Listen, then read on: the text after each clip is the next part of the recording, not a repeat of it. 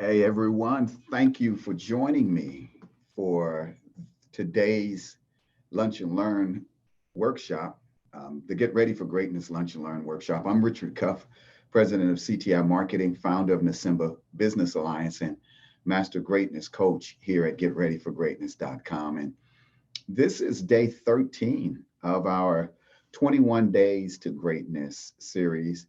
And every day I've committed to doing the Lunch and Learn workshops. Today, Saturday, I'm a little bit more relaxed on the weekend. So I sort of took care of my daily business first. I have a lot of work, as you guys know. Well, for those of you who don't know, I'm accountant by day, marketing consultant, and life coach. And that's, there are not enough hours in the day to handle all of the business that's now coming our way as individuals are now deciding that this is a good time for them to start a business. So my goal is to help give you information that you can use in making the decision about starting the business. There are many different resources, and right now, because we are in a what many call an expert economy, where or subject matter, where you can be a subject matter expert and basically create a course, sell that information, and in many cases make four and five figures selling that information on a monthly basis. This is a great time to do that. There are a lot of people that now have a lot of information to provide, and many don't know where to begin. So I'm hoping that in watching this series, you are collecting and gathering information and beginning to sort of put the pieces together. Hopefully, I've helped you to slow things down a little bit, maybe take 21 days to give it some thought, and then maybe another 21 days and another 21 days.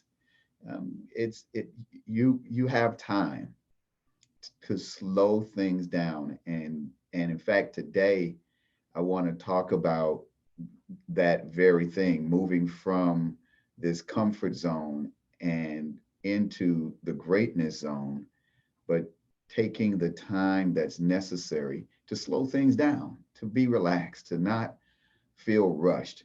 So I'm going to try and cover everything here today within this hour. I'm going to dedicate the first half of the this workshop.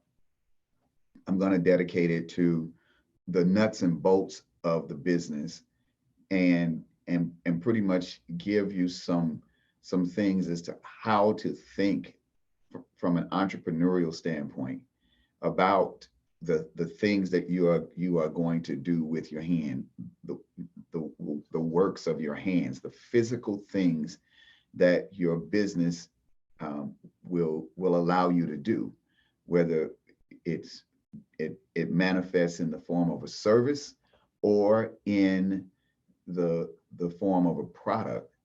Either way, it begins with this entrepreneurial energy that manifests in some form or fashion. So we'll talk about that, and I'll touch on it as what I call the PS factor. And then we're going to go into the spiritual side of entrepreneurship. That's energy level. Not maybe when you hear the word spiritual, you may automatically think religious or religion or God or whatever energy you name it. It's really not so much that it's not going that deep. But what it is doing is recognizing that right there between the physical and the spiritual, there's this zone that they both kind of peacefully coexist, and energy transfers from one to the other one. And when you understand what that zone is, what that level of communication between your physical manifestations and your spiritual input, those, when you understand that zone, you begin to um, unveil or peel back the layers. And in peeling back those layers, you actually begin to discover that, whoa, wait a minute, I'm what I thought I knew. There's far more to learn. There's more to it than what I thought. And oftentimes that's what happens when we when we start a business, especially when we start a business without much planning. We begin to find out that, well, maybe I kind of missed a couple steps along the way. So that's what this workshop is about. It's about helping you to slow the process down and think about the steps along the way. And as you begin to look at the steps, you begin to discover that there's a lot of things along the way between just pulling the trigger and jumping out there and starting a business. So let me get ready for this particular session. I'm going to share my screen here, and then we're going to get started. And while I'm doing this, I want to remind you guys that you can go to getreadyforgreatness.com and create a free coaching profile. In that coaching profile, you are going to be able to communicate with us here at Get Ready for Greatness. I'll set you up with your program. You'll have the opportunity to purchase our basic 21 Days to Greatness program. You'll see it there. It's our feature course for $49. Over the next couple weeks and months, we're going to you're going to see that Get Ready for Greatness platform evolve as other coaches begin to bring their products on board. I'm working with several individuals who have some wonderful credit coaching programs.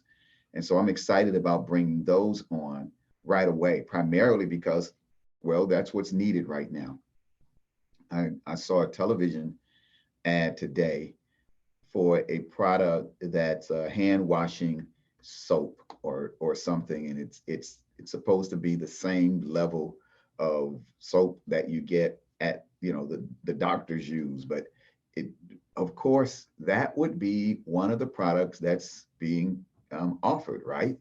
We're in a place now where we're constantly being told to wash our hands, don't touch our face, wear a mask. So what do you think are going to be the products that you're going to start seeing all over your Facebook, Twitter, Instagram feed?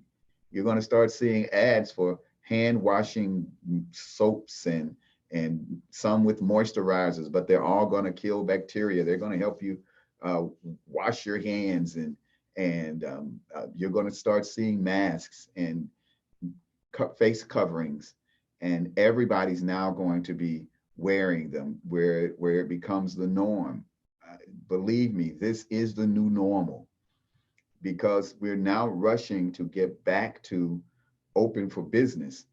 Unfortunately, open for business and coming together is just the thing that is going to wreak more havoc. We really need to distance for a minute and allow the spread of this coronavirus to COVID-19 to just sort of at least level off long enough to slow the rise in deaths. But at this particular point, we're probably doubling the rate of deaths is doubling about every 5.5 to 6 days. For a moment there, we were seeing the numbers double, like 4.2 days is how fast they doubled. So we're up to almost 37,000 deaths, and probably by the time you watch this on a replay, you'll be able to go and check and find out that we have hit 40,000 deaths. So from my calculations, at a rate of 5.4 is the number of cycles. 1 becomes 2, 2 becomes 4, 4 becomes 8. each one of those are cycles. Well, the question was, how long did it take us to go from 1 to 2 and then 2 to 4? And if that was, 4 days, then the rate of doubling is 2, because those were 2 cycles split between those 4 days. And what we're finding now is we're up to, I think, cycle 16, which takes us just over 32,000. And then the next cycle is 64,000.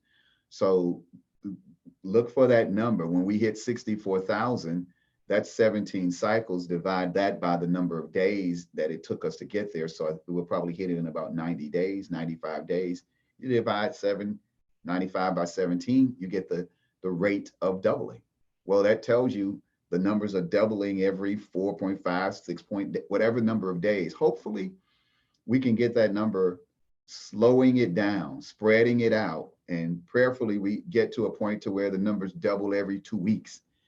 If we get that, man, we can consider it a victory. But I have a very sneaky suspicion with the rush to open up these states, we're going to start seeing those numbers increase. I just wanted to share that little bit of information. If you're thinking about rushing back out to get into business, I am going to tell you the best thing that I feel like can be done is to figure out a way to make it happen here in your comfort zone.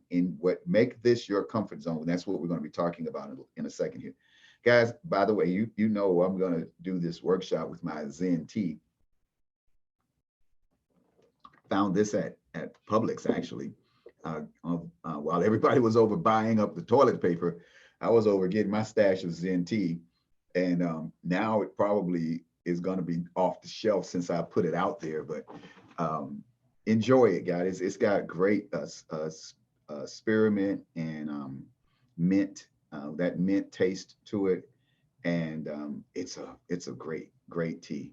So let's jump in and get started with the Get Ready for Greatness Lunch and Learn workshop. I'm for those of you, once again, if you're just catching this for the first time or just popping in, my name is Richard Cuff. I'm president of CTI Marketing, founder of Nasimba Business Alliance, master greatness coach at getreadyforgreatness.com, and host of the podcast, The PS Factor. So go to getreadyforgreatness.com, create your free coaching profile. Take advantage, however, of the 30 days to try out the $49 21 Days to Greatness program. If you are not satisfied or feel like it's not for you, then you can keep everything, including the book, The Greatness Zone, as my gift.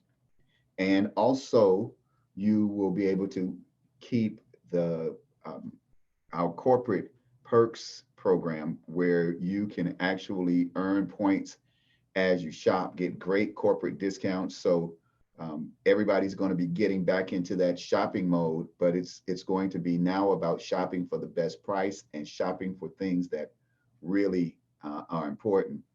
But this book here, The Greatness Zone, is a powerful book. It's what I'm going to be talking about today, finding your greatness zone. But Jay Forte has put together a really nice parable of sorts that helps you to understand what the greatness zone is all about, helping you to know yourself, find your fit, and transform the world. That's what this is all about. So you'll be able to log on to Get Ready for Greatness for $49. Try out our 21 Days to Greatness. Get the book, The Greatness Zone. Get access to our Concentel Mobile Cultural Capital Marketplace, our corporate discounts, and even get your One Vision reward card that we'll send the card out to you so that you can activate it and take advantage of an opportunity to begin to earn points as we start doing business with each other. And that's how the network is growing out here.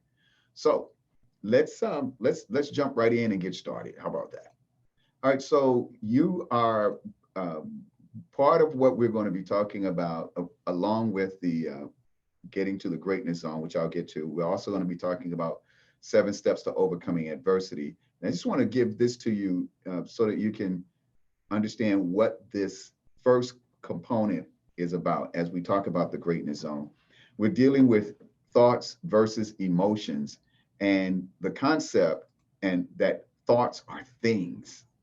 That what you are thinking actually takes shape in this world of ours. That, you know, on the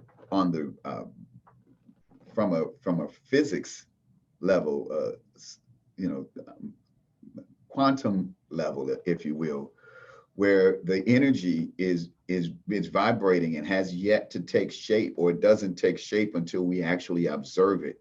You know, it's been said that where attention goes, energy flows. So as I put my attention to this particular energy, it literally takes shape as I do that. So what was it before I observed it? It was sort of in this state of existence where it was either or. It could be anything. And that's a really tough uh, concept to wrap your mind around, that my world doesn't exist yet. Tomorrow hasn't come here yet. So tomorrow hasn't taken place yet. If tomorrow were to already take shape, it's saying that my life is already laid out before me. I'm destined to go a particular path.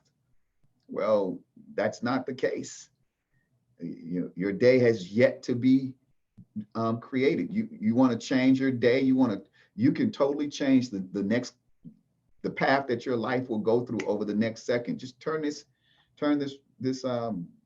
broadcast off, and at that very moment, you put your life on a different course. Stay here for another 15 minutes, and you put your life on a different course. Pick up the phone, call a friend, send them the link, and you've changed. Every time you do something like that, you are reshaping the world. So what did the universe do? The universe didn't know that you were going to jump on this, stumble across this on your page, click on it, watch it, go make some tea and sit down and watch. Do you think that the universe had already mapped all of that out? No, it didn't. It's just sort of like this blank slate that's waiting on you to decide. And as you make the choice, it then follows you. So there's a part of you that literally is reflecting back toward you. What you put out there, you show out into the world. And it's a weird concept to wrap your mind around, that thoughts are things. But we're going to be talk about that and show you how that takes place. And then we're going to slow it down, though. That's what this section is going to be about. Along with getting into the 7 steps to overcoming adversity, we're going to talk about how an emotion is just an extremely fast subconscious evaluation of a situation. That's really all it is. It's 3 levels: your physical sensations, and if you've been following me these past couple of days, you know that I'm going to say this to you, is that when I'm pinching my hand, I don't feel it in the sense of what a feeling is, meaning a sensation that's at the higher level, at your emotional, spiritual level.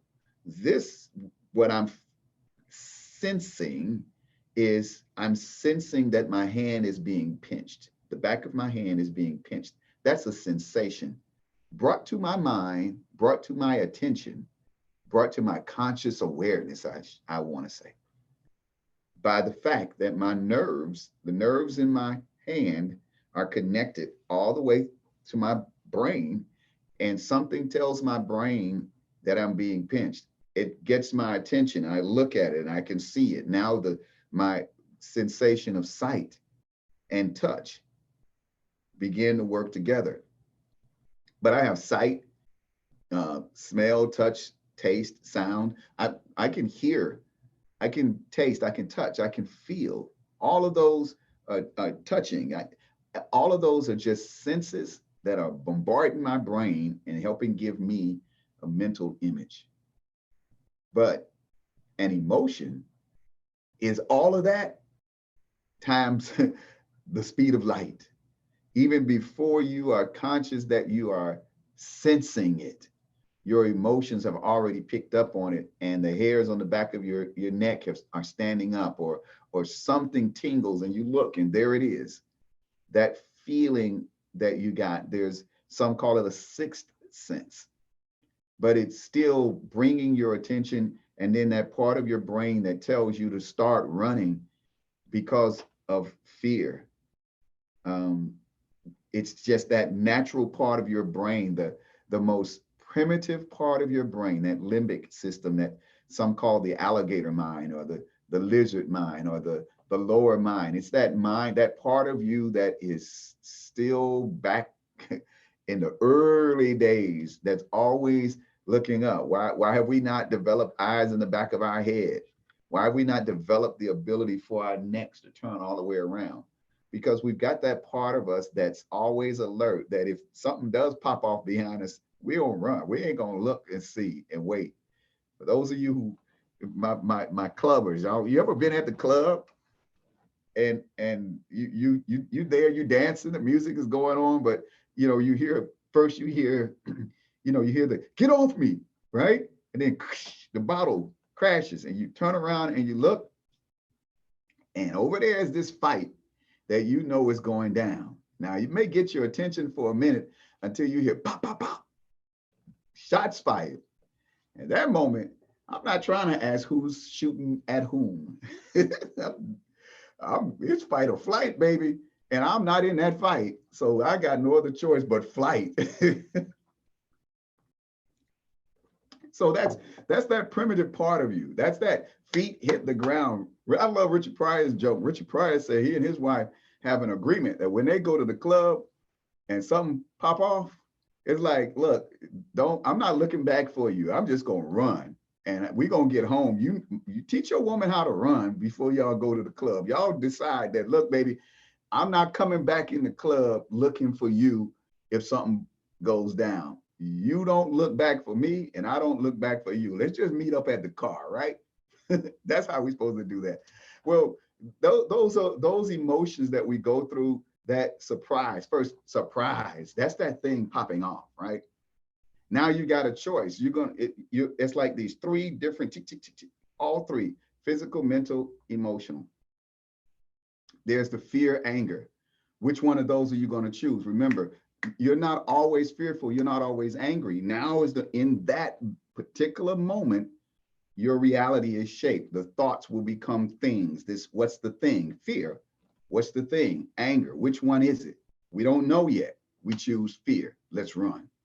The next one, is it going to be joy or sadness over the outcome? I'm glad that I got out of there. That's joy. Whew, I'm sad that my friend was caught up in that shooting. See, joy or sadness, which one is it going to be?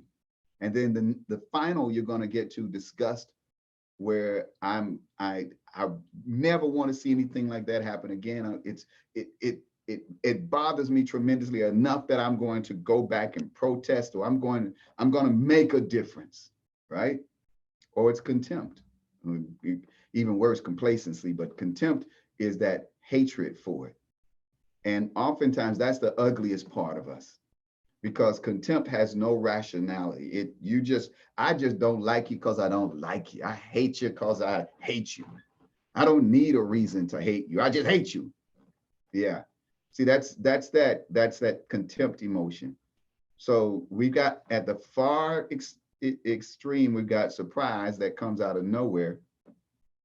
And then we've got contempt that's been there the entire time.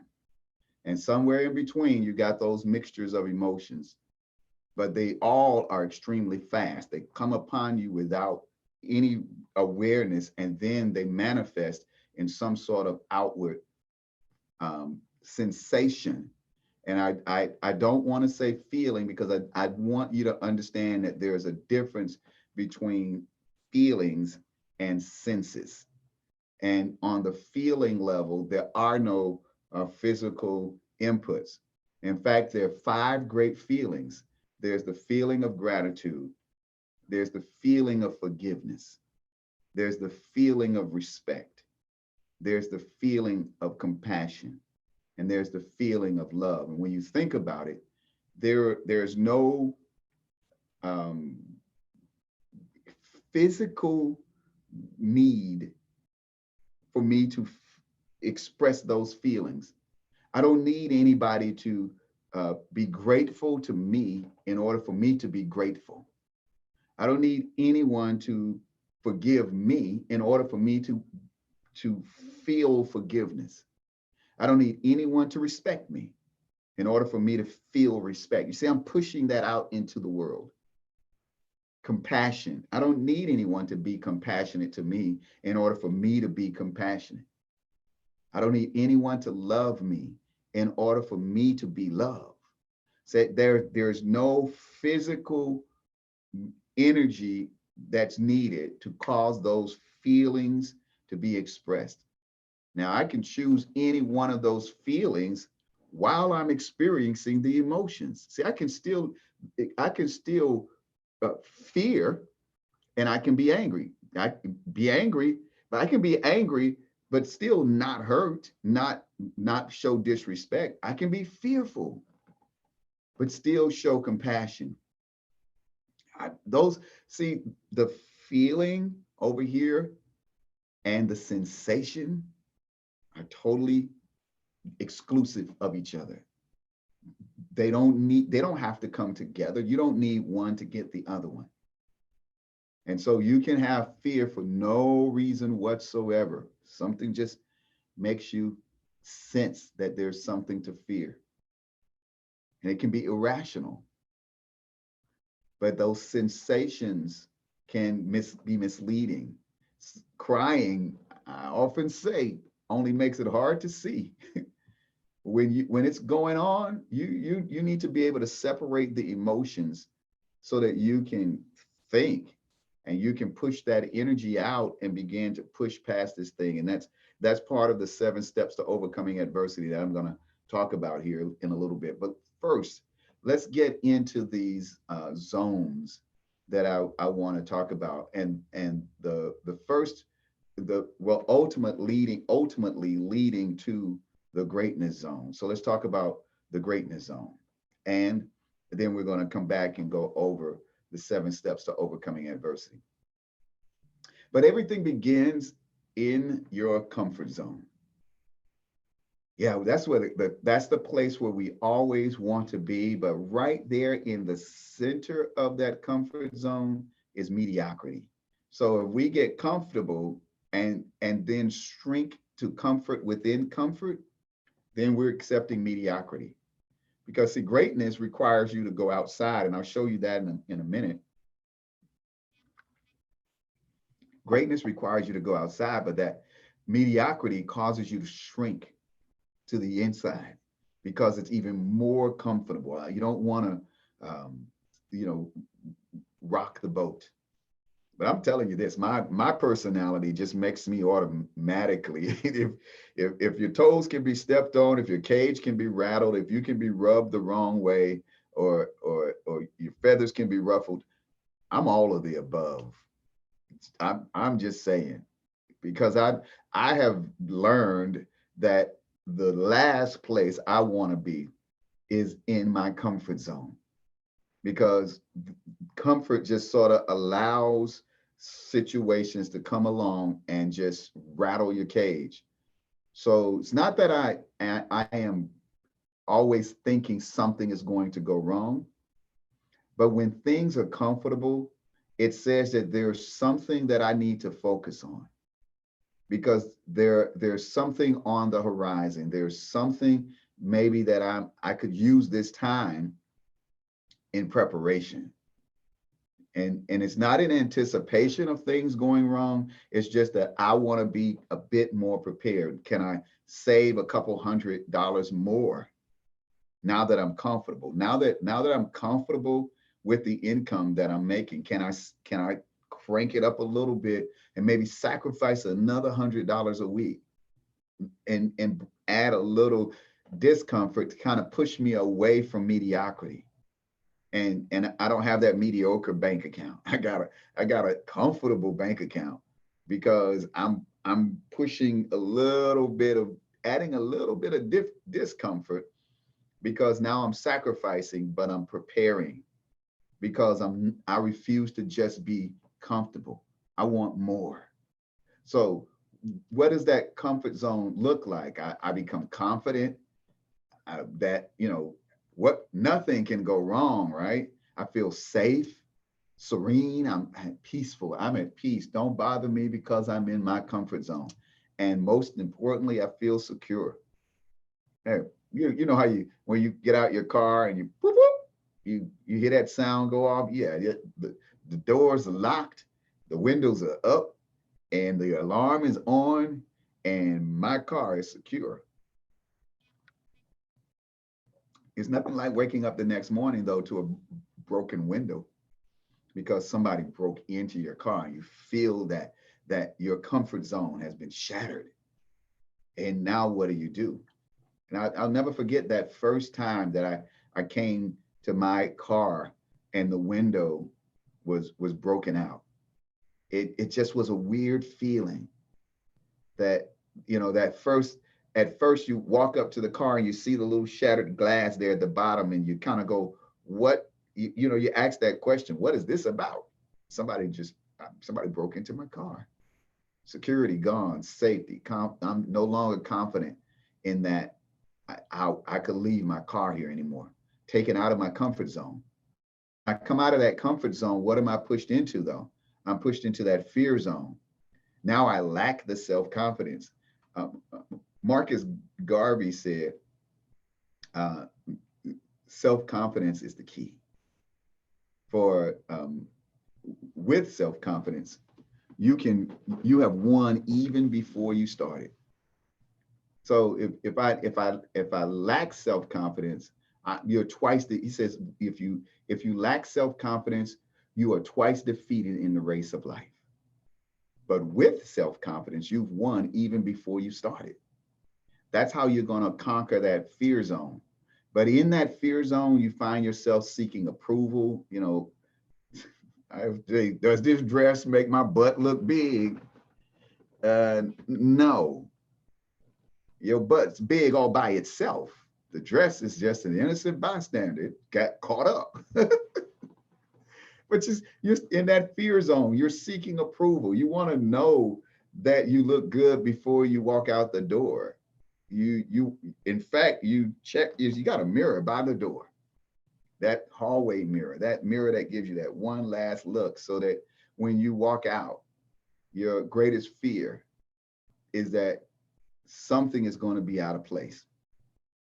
But you start living in that fear zone where you're affected by the opinions of others, what other people think, what other people feel, what other people say. And then you start finding excuses for whatever that is that's out of place. And you never take responsibility for anything that happens in your fear zone. You start deflecting and you start pointing to other people and everybody else is the reason for that because your fear zone literally now has become your comfort zone. You're comfortable in fear, but to others on the outside, it looks like he's a strong person. He don't take crap off of anybody. He's going to put you in your place. No, he's a hurt, scared little boy that is going to destroy everybody in his or her path and will gladly do it along the way. If you want to go back and listen to any of my uh, sessions in the first through the seventh day, either the morning, my morning commutes or the lunch and learn workshops, as I was talking about the progressive mindset. That progressive mindset, you're starting off as a caveman and you're fearful, all the way up to a Christ-like mentality and ultimately the mind of God. But you're evolving along this way.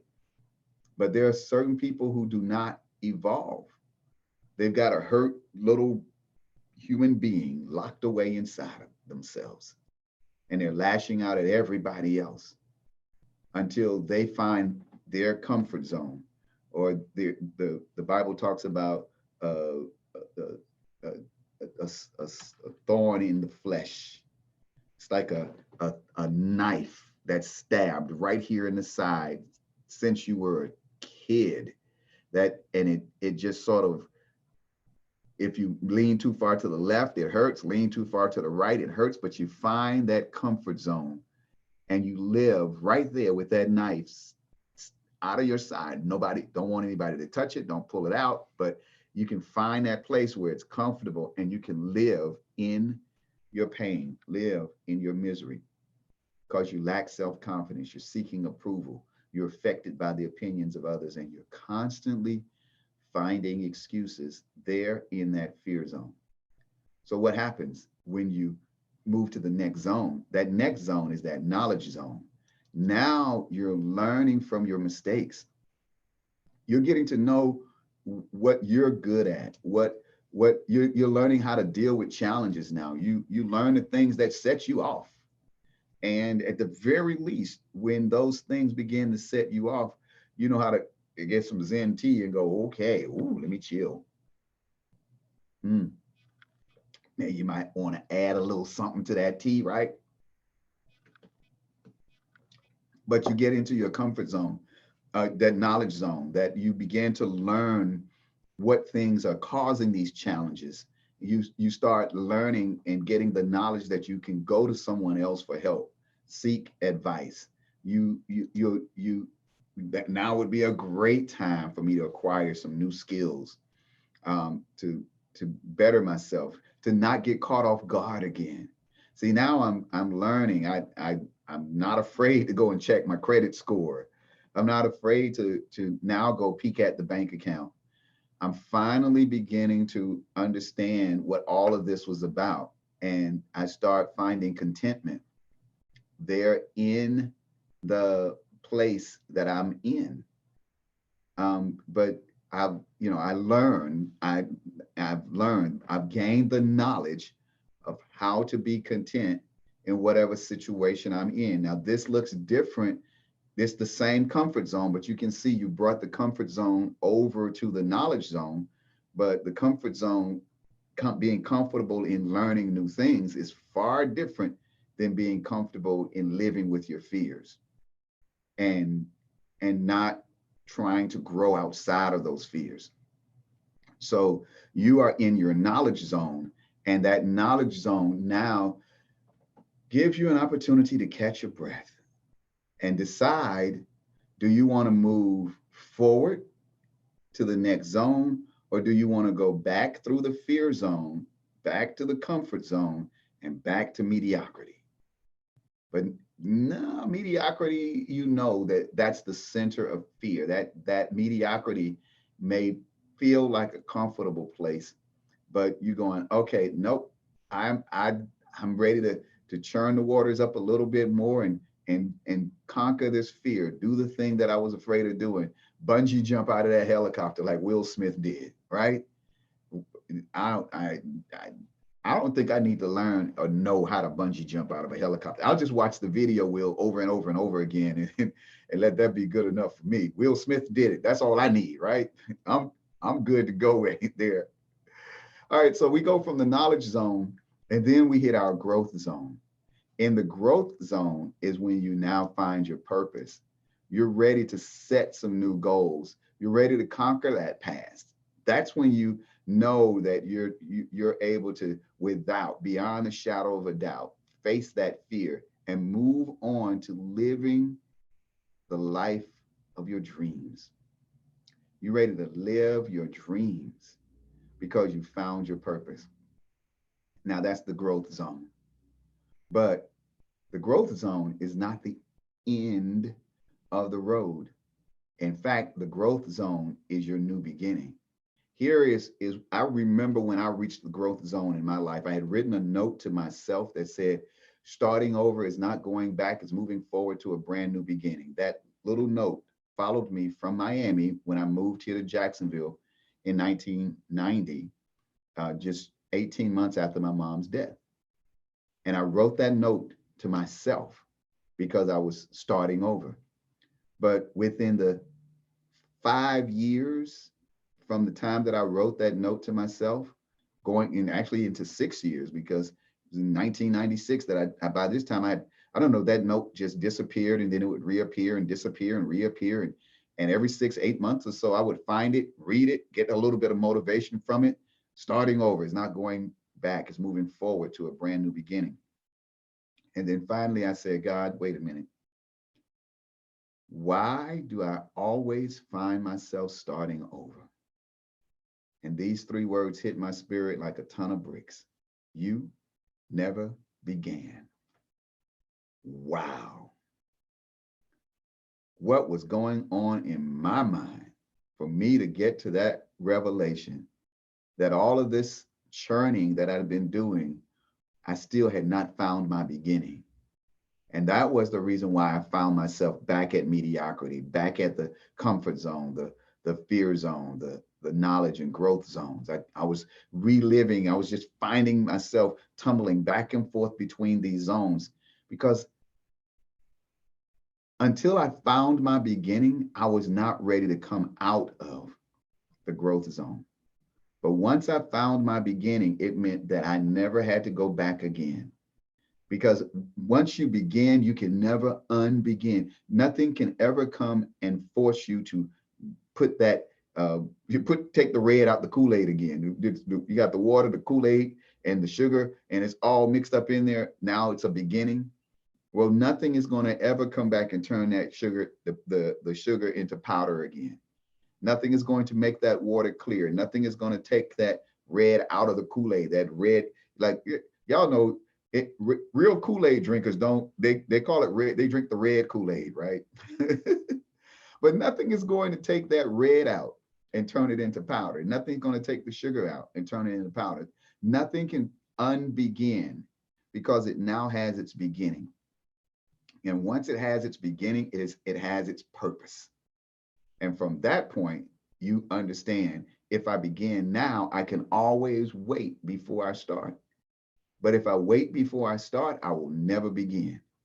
And that's the moment that forces you to push that throttle forward and move outside of your growth zone into what some call the miraculous zone. So you go from mediocrity to miraculous. This is the miraculous zone where some miracles start to happen. In this zone right here, you push through fear, you push through the knowledge zone, you push through the growth zone, and poof, you pop out into this. Whoo, I don't know what's going to happen. I don't know what tomorrow is going to look like. Who knows what's going to take place in that. That's the God zone. That's where everything begins to happen zone. But let's give it shape.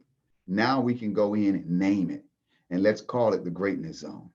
And this is what the greatness zone look like. First, you focus on what you are good at. You want to complete.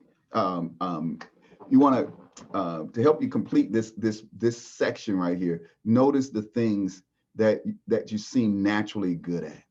Ask for input from others, from those who know who you are, or take some sort of talent assessment. Just do anything to take an inventory of just what are you good at, and then you can.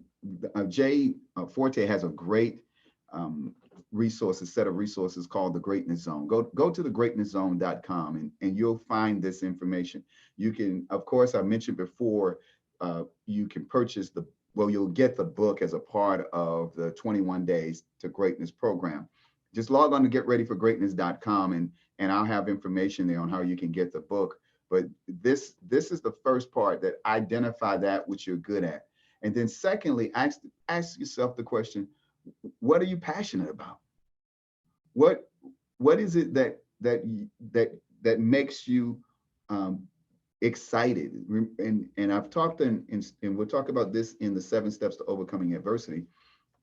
The keeping a journal, noticing what your feelings, what feelings, not just your senses, the things that are touching you, sight, smell, sound, taste, and touch, not that. Those are your sensations. But I'm talking about those 5 great feelings: gratitude, forgiveness, respect, compassion, love. What are you grateful for? Where do you stand as it relates to forgiveness of yourself and others? What do you have respect? Who do you respect? Who respects you? Who looks up to you? Who do you look up to? Compassion. Where do you stand in compassion? Are you showing others compassion? Love. What does that look like? But that's all bunched up together. That's what are you passionate about? And then what is success for you? What does success look like? Once you got to make some decisions about your work and your life at this moment. And now is a really good time to do that, especially when you're at home and you're on this lockdown. We've got things that we're trying to do you got time on your hand. So what does success look like for you? And once you determine that, now you are ready to find the common areas of all of those three. That's the greatness zone, where those three areas overlap. What you're good at, what you're passionate about, and what does success look like for you? Once you find those common areas, compare your notes. Look at what I'm good at this, but I'm not passionate about it, or I'm passionate about this, but I may need to go and take some courses. I love to cook. For me personally, I am passionate about cooking, and I know that during this particular time, in with time on my hands, or being at home, it would be a great time for me to get a little bit better at cooking. So YouTube is my friend. I can find YouTube videos all over the place on preparing certain meals and learning to cook. So that's what I'm passionate about. That's one of the areas that I'm also good at. I'm good at cooking, and I'm passionate about cooking. And what success looks like for me when I cook is when that meal comes out, and when my family says, this is great, this is a great meal, I love the way this tastes, wow, what did you put in this? To me, that's what it looks like. That's what success looks like. So just as it relates to cooking, that's what I want to do. Now, is cooking something I want to do all the time? No, because on the backside of that is cleaning up the kitchen, and dealing with leftovers, and going shopping, and going out into the store to buy the fresh stuff. And I can't go to the store right now, or the price of things go up, or to go to the store and they don't have what I need. That's the part I don't like. So maybe I'm not as passionate about it because of that.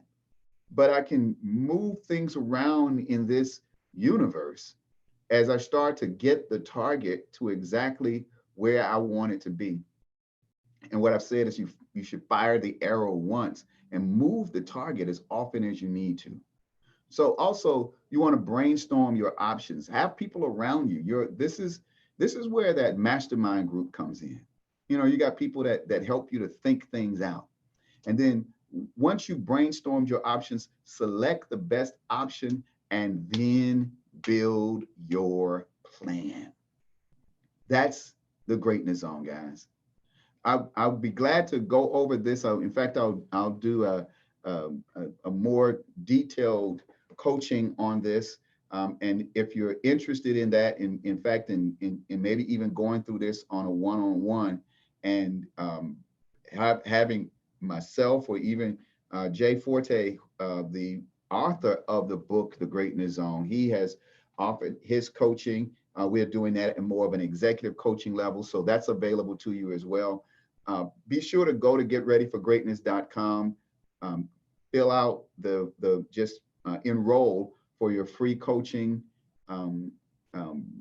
profile, and then I'll be able to reach out to you and follow up from there. But let's continue. I'm going to do my best to get everything in under this hour. So we got about another 10 minutes, but I want to just spend the last 10 minutes talking specifically about where we are with the 7 steps to overcoming adversity. We're at step number 6. This is day 13. So the second module, step number 6. We've already talked about, first of all, adversity. Just let me say this: adversity builds character, right? Remember, adversity builds character. But what is adversity, or what is the type of adversity that builds character? The type of adversity that builds character is that adversity which, one, comes upon you suddenly. Number 2, it takes you outside of your comfort zone. Number three, it renders all your current resources useless. And then number four, it challenges all 9 of those traits of OQP. I went over those yesterday and the day before. You guys can look at the video from yesterday to get a more detailed view on what these 9 character traits are. But real quick, fear God, love the truth, hate covetousness. That's more on a spiritual level. Dependable, loyal, capable. That's the physical stuff. And then positive mental attitude, willing to go the extra mile, in faith. And when adversity comes, it squeezes you, and all 9 of those traits are challenged. That's what I call OQP, only quality people.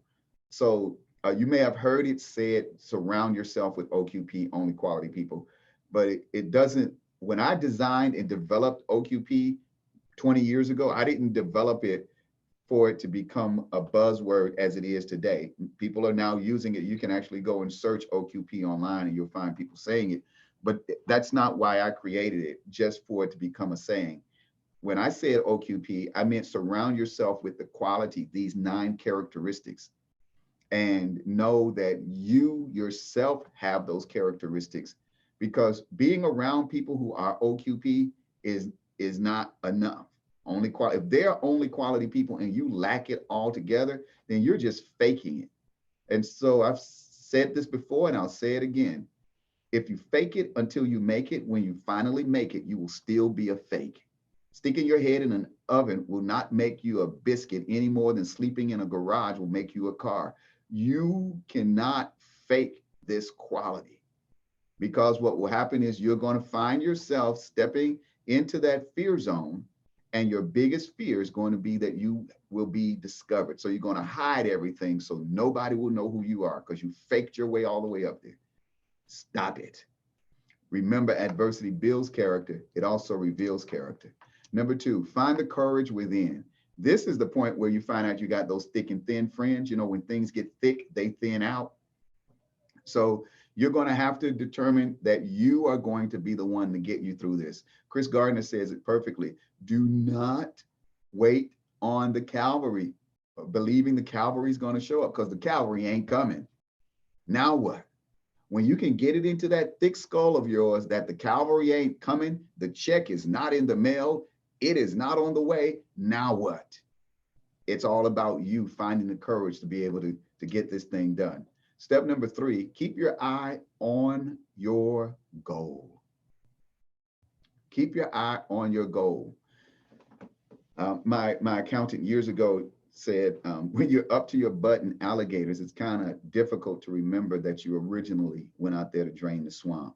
And, you know, we were supposed to be having a whole bunch of swamp draining up in Washington by now, and it looks like we got more critters than ever, right? Or as my mom would say, when your butt is in the lion's mouth, it's pretty easy to determine what your priority is. Yeah, our priorities right now, our butt is certainly in the lion's mouth, called coronavirus, and it's pretty easy to determine what the priority is. Now, can we put all some other priorities aside? And this is what I've talked about yesterday, was 7 stages, the 7-stage consultation process. And you get to that stage, number 5, control. But control is a myth, just like balance. It's something you think you have until the moment you lose it. What happened? I lost my balance. What happened? I lost control. Did you ever have it? No, you didn't. What you had was a period of harmony, where things seemed to be harmonizing and you were humming right on along, and then bam, somebody hit a wrong note somewhere along the way, or you set priorities. So once you set priorities and you can say, now is the time that I'm going to put my focus over onto my spirit. I'm going to let my spirit be in the driver's seat for this moment. I'm going to feed my spirit nice Zen tea and some relaxing music. I'm going to chill out for a minute. Or you're going to Say now is the time for me to feed the body. I'm ready for lunch. I know I'm ready to go and have me an early dinner because I just blew right past lunch, worked through lunch, and so now I'm ready for to move forward and um, give my physical being the priority right now. So that's what this is about at this level. It's about prioritizing.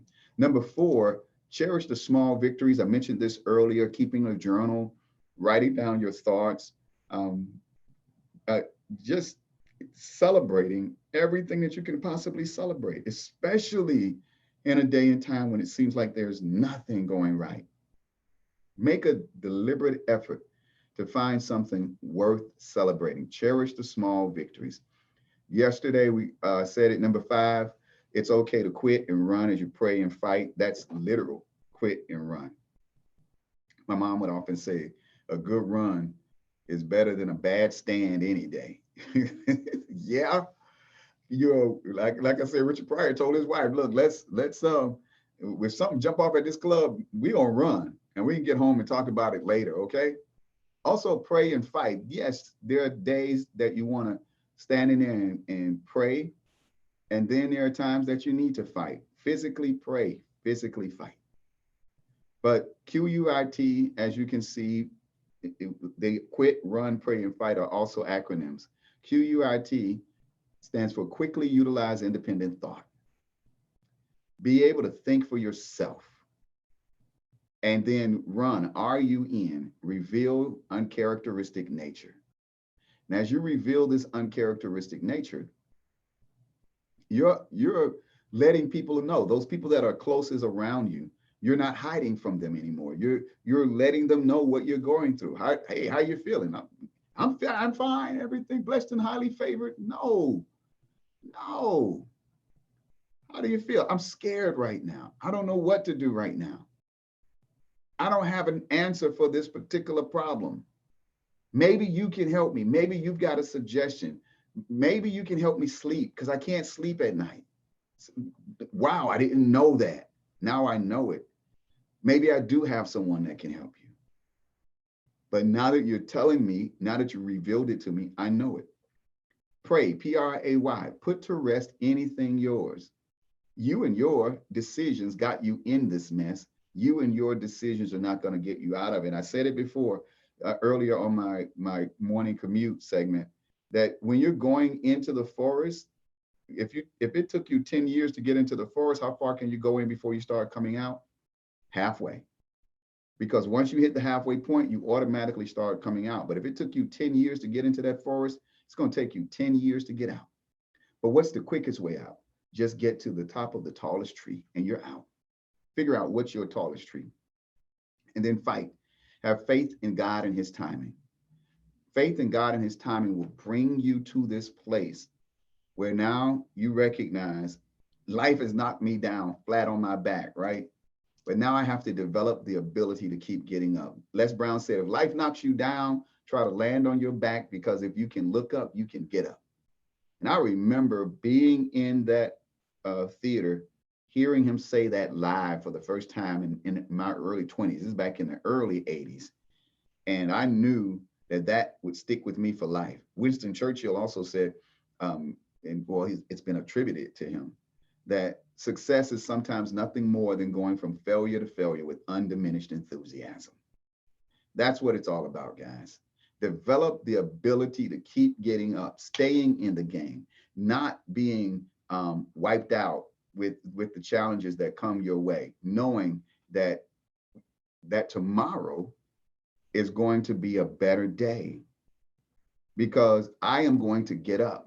I am going to accept the fact that I'm still in the game, that I'm still here for a reason, that there's an opportunity for me to be successful. And as I continue to grow in this, my life, as I continue to learn, as I continue to move through from my comfort zone into my greatness zone, I am taking with me this process of dealing with the adversity along the way.